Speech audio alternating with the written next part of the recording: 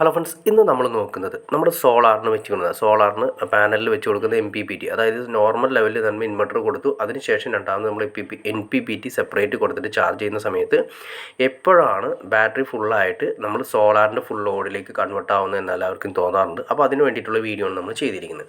ഇപ്പോൾ ഇത് കണ്ടോ, ആശാ പവറിൻ്റെയാണ് MPPT നമ്മൾ കൊടുത്തിരിക്കുന്നത്. 50 ആംപിയറിൻ്റെ MPPT ആണ് കൊടുത്തിരിക്കുന്നത്. ഇതിൻ്റെ അകത്ത് നമ്മൾ കൊടുത്തിരിക്കുന്നത് 545ൻ്റെ ഒരു പാനലും 800V അല്ലെങ്കിൽ 1 കിലോവാട്ട് വരുന്ന ഒരു ഇൻവെർട്ടറുമാണ് കൊടുത്തിരിക്കുന്നത്. ഇപ്പോൾ കണ്ടോ, ഇതിൻ്റെ അകത്ത് കൊടുത്തിരിക്കുന്ന 3 LED സിസ്റ്റം നിങ്ങൾക്ക് കാണാൻ സാധിക്കും. ഇപ്പോൾ ലോഡ് ചെയ്തിരിക്കുന്നത് സോളാറിൽ നിന്നാണ് ലോഡ് ചെയ്തിരിക്കുന്നത്. സോളാറിൻ്റെ പ്രിഫറൻസ് ഉണ്ട്, പിന്നെ സോളാറിൽ നിന്ന് തന്നെ ബാറ്ററി ചാർജ് ചെയ്യുന്നുണ്ട്. ഇനി നമുക്ക് ഇതിൻ്റെ ഇൻഡിക്കേഷൻസ് കാര്യങ്ങളൊക്കെ നോക്കാം. സോളാർ പാനലിൽ നിന്ന് ആംബിയർ, അതുപോലെ തന്നെ ബാറ്ററിയുടെ ആംബിയർ എല്ലാം കാണിക്കുന്നുണ്ട്. ചാർജിങ് ആംബിയർ, സോളാർ പാനലിൻ്റെ ആംബിയർ എല്ലാം കാണിക്കുന്നുണ്ട്. ചാർജിങ് ആംബിയറാണ് താഴെ കാണിക്കുന്നത്. പാനൽ വോൾട്ടേജ് കണ്ടോ, പാനൽ വോൾട്ടേജ് 36 വോൾട്ടേജാണ്. ബാറ്ററി 13.8. അത് നിങ്ങളൊന്ന് ശ്രദ്ധിക്കുക. ബാറ്ററി ഓൾറെഡി 13.8 വോൾട്ട് ആകുന്ന സമയത്താണ് ഓട്ടോമാറ്റിക്കായിട്ട് നമ്മുടെ സോളാറിലേക്ക് കൺവേർട്ടായി കൊടുത്തിരിക്കുന്നത്. അത് നമുക്ക് സെറ്റ് ചെയ്യാൻ സാധിക്കും, നമ്മുടെ ആവശ്യം അനുസരിച്ച് നമുക്ക് സെറ്റ് ചെയ്യാൻ സാധിക്കും. ഇപ്പോൾ നമുക്ക് ഇൻവെർട്ടറിലേക്ക് നോക്കാം. ആ സമയത്ത് ബാറ്ററി 13.8 വോൾട്ട് ആയ സമയത്ത് AC കട്ടായി, അതായത് ഇൻപുട്ട്, അതായത് KCBയിൽ നിന്ന് വരുന്ന ഇൻവെർട്ടറിലേക്ക് വരുന്ന AC കട്ടായി, AC ഔട്ട് വർക്ക് ചെയ്തു.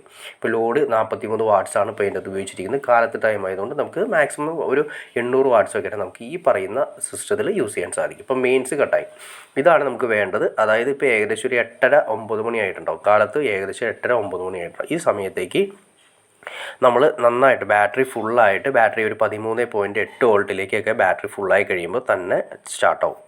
അപ്പോൾ നമ്മൾ ബാറ്ററി നന്നായിട്ട് യൂസ് ചെയ്യണം. ബാറ്ററി നന്നായിട്ട് ഉപയോഗിച്ചാലും കൂടിയാണ് ബാറ്ററിയുടെ ലൈഫ് കൂടി കിട്ടുക. അപ്പോൾ നമ്മൾ നല്ല രീതിയിൽ ഉപയോഗിക്കുകയാണെങ്കിൽ കാലത്ത് ഏകദേശം ഒരു 7:30-8 മണിയാകുമ്പോൾ അല്ലെങ്കിൽ 9 മണിയാകുമ്പോഴേക്കും നമ്മൾ ഈ പറയുന്ന 13.8 വോൾട്ട് അത്യാവശ്യം വെയിലുള്ള സമയമാണെങ്കിൽ അതിലേക്ക് സോളാറിലേക്ക് കൺവേർട്ട് ആവും. അപ്പോഴേക്കും ബാറ്ററി ഏകദേശം ഒരു 13.8 ചാർജ് ആവും.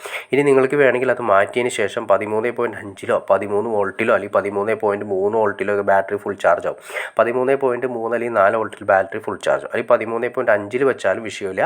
അതായത് 13.5 പറയുന്ന കാലിബ്രേഷൻ ചെയ്യുക. 13.5 ഇതിപ്പോൾ കമ്പനി ചെയ്തിരിക്കുന്നത് 13.8. അപ്പോൾ 13.8 തന്നെ ചെയ്താലും വിഷയങ്ങളില്ല. അപ്പോൾ 13.8 വോൾട്ട് ബാറ്ററി ചാർജായി നിൽക്കുന്ന സമയത്ത് ഓട്ടോമാറ്റിക്കായിട്ട് നമ്മുടെ ബാറ്ററിയിൽ നിന്നും, അതായത് സോളാറിലേക്ക് നിന്നുള്ള സപ്ലൈ ആയിരിക്കും എടുക്കുന്നത്. KCB കട്ടായിട്ട് സോളാറിൽ നിന്ന് KCB മാറി, അതായത് KCB മാറിയിട്ട് സോളാറിൽ നിന്നും ഇൻവെർട്ടർ സ്റ്റാർട്ടാവും. അതായത് കറണ്ട് പോയ അവസ്ഥ എങ്ങനെയാണോ അപ്പോൾ ആ സമയത്ത് സോളാറിൽ നിന്നും ബാറ്ററിയിൽ നിന്നും എടുത്തുമാണ് നമ്മൾ ഈ പറയുന്ന ഇൻവെർട്ടറിൻ്റെ ഔട്ട് കിട്ടുന്നത്. ഇത് ഏകദേശം ഒരു വൈകിട്ട് 6 മണി 7 മണി വരെ നമുക്ക് ഒരേ ലെവലിൽ കിട്ടും. ഒരു 13 പോയിൻറ്റ് സംതിങ്ങിൽ തന്നെ ഏകദേശം വോൾട്ടേജ് തന്നെ നല്ല വെയിലുണ്ടെങ്കിൽ ഒരു 6 മണി വരെയൊക്കെ നമുക്ക് കിട്ടും. അതിനുശേഷം പിന്നീട് വരുന്ന നമ്മുടെ സോളാറിൻ്റെ പവർ കട്ടായി കഴിയുമ്പോൾ, സോളാർ പാനലിൽ നിന്നുള്ള വോൾട്ടേജ് കട്ടായി കഴിയുമ്പോൾ നമുക്ക് പിന്നീട് വർക്ക് ചെയ്യുന്ന ഒരു 3 മണിക്കൂറോ 4 മണിക്കൂറോ നമ്മൾ സോളാറിലേക്ക് വർക്ക് ചെയ്യും. അത് നമുക്ക് വേണമെങ്കിൽ എങ്ങനെ വേണമെങ്കിലും സെറ്റ് ചെയ്യാം.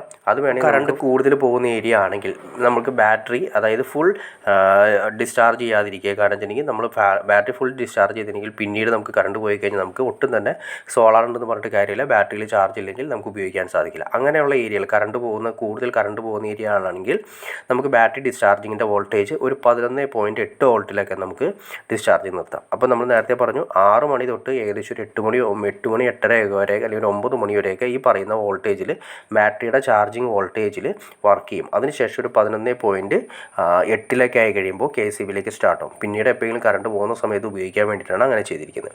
ഇനി കറണ്ട് പോകാത്ത ഏരിയകളാണെങ്കിൽ നമുക്കൊരു 11.6 അല്ലെങ്കിൽ 11.5 വോൾട്ടിലൊക്കെ നമുക്ക് ഡിസ്ചാർജിങ് വോൾട്ടേജ് സെറ്റ് ചെയ്താലും അത്രയും മണിക്കൂർ നമുക്ക് കൂടുതൽ കിട്ടും. അപ്പോൾ അത്രയും കറണ്ട് കാശ് കൂടുതൽ ലാഭിക്കാൻ പറ്റും. അപ്പോൾ ഈ 11.5 നമ്മൾ സെറ്റ് ചെയ്തിട്ടുണ്ടെങ്കിൽ ഏകദേശം ഒരു രാത്രി 11 മണി 10 മണി വരെയൊക്കെ ലാവിഷായിട്ട് നമുക്ക് ഈ പറയുന്ന ഒറ്റ ബാറ്ററി സിസ്റ്റത്തിൽ ഉപയോഗിക്കാൻ സാധിക്കും. അത്യാവശ്യം നമ്മുടെ വീട്ടിലെല്ലാം തന്നെ ഉപയോഗിക്കാൻ സാധിക്കും, ഇപ്പോൾ LED ബൾബ് കാര്യങ്ങളൊക്കെ ആയതുകൊണ്ട്. അതിനുശേഷം പിന്നെയാണ് നമ്മൾ കാലത്ത് രാവിലെ ഏകദേശം ഒരു 9 മണിയാകുമ്പോൾ, ഏകദേശം ഒരു 6:30-7 മണിയാകുമ്പോൾ തൊട്ട് സോളാർ കിട്ടിത്തുടങ്ങും. ഏകദേശം ഒരു 9 മണിയാകുമ്പോഴേക്കും ഈ പറയുന്ന ബാറ്ററി 11.5 നമ്മൾ പറഞ്ഞ ബാറ്ററി നേരെ 13.8 ആയി കഴിയുമ്പോൾ, അല്ലെങ്കിൽ 13.5 വോൾട്ട് ആകുമ്പോൾ ഫുൾ ചാർജ് ആവും. വീണ്ടും MPPT ഓട്ടോമാറ്റിക് ഓട്ടോമാറ്റിക്കായിട്ട് ബൈപ്പാസ്, അതായത് KSEB പോയ അവസ്ഥയിലേക്ക് വീണ്ടും കൺവേർട്ട് ചെയ്ത് തരും. ഇങ്ങനെയാണ് ഇത് ഓട്ടോമാറ്റിക്കായിട്ട് സിസ്റ്റം നടക്കുന്നത്. ഇനി ഇതിനെക്കുറിച്ച് ഡീറ്റെയിൽ ആയിട്ട് നിങ്ങൾക്ക് അറിയണം താല്പര്യം തീർച്ചയായിട്ടും നിങ്ങളൊന്ന് കമൻറ്റ് ചെയ്യുക. അപ്പോൾ അതിന് ഡീറ്റെയിൽ ഒരു വീഡിയോ നമുക്ക് ചെയ്യാൻ സാധിക്കും. കട്ടാവുന്ന വോൾട്ടേജ് കാണിക്കാൻ പറ്റും. അതിനുശേഷം പിന്നെ രാത്രി എങ്ങനെയാണ് അത് റിട്ടേൺ വരുന്നത് വോൾട്ടേജ് കാണിക്കാൻ പറ്റും. അങ്ങനെ ഡീറ്റെയിൽ ആയിട്ട് അറിയണം തീർച്ചയായും നിങ്ങളൊന്ന് കമൻറ്റ് ചെയ്താൽ മതി. നമുക്ക് അതിനെക്കുറിച്ച് ഡീറ്റെയിൽ വീഡിയോ ചെയ്യാൻ സാധിക്കുന്നതായിരിക്കും. അപ്പോൾ ഓക്കെ ഫ്രണ്ട്സ്, നിങ്ങൾക്ക് വീഡിയോ ഇഷ്ടപ്പെട്ടെങ്കിൽ തീർച്ചയായിട്ടും ലൈക്ക് ചെയ്യുക, ഷെയർ ചെയ്യുക, ചാനൽ സബ്സ്ക്രൈബ് ചെയ്തേക്കുക. ചാനൽ സബ്സ്ക്രൈബ് ചെയ്താലേ നമുക്ക് ഇതുള്ള ഇൻഫോർമേറ്റീവ് വീഡിയോസ് ചെയ്യാനുള്ള മോട്ടിവേഷൻ ലഭിക്കുള്ളൂ. തീർച്ചയായിട്ടും ചാനൽ സബ്സ്ക്രൈബ് ചെയ്യുക, ലൈക്ക് കൂടി ചെയ്യുക.